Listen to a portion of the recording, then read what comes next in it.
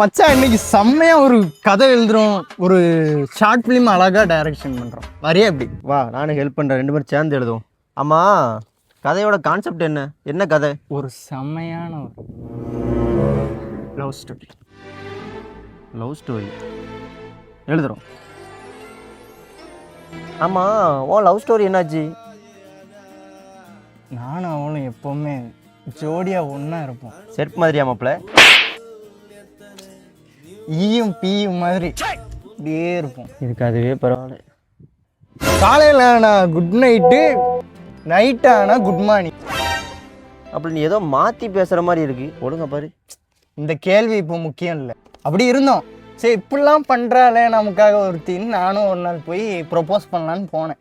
சரின்னு அவகிட்ட போய் ஐ லவ் யூ அப்படின்னு சொன்னால் கேவலமாக இருக்குன்னு 143ன்னு போட்டேன். அவன் என்ன நினச்சாலும் சரியில்லை, ஆண்டா என்னை விட்டுரு புல்லாக்கு அப்படின்ட்டேன்.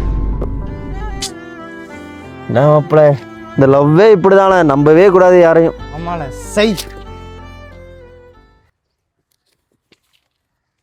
ஆமாம், நம்ம எதுக்கு வந்தோம் ஃபஸ்ட்டு?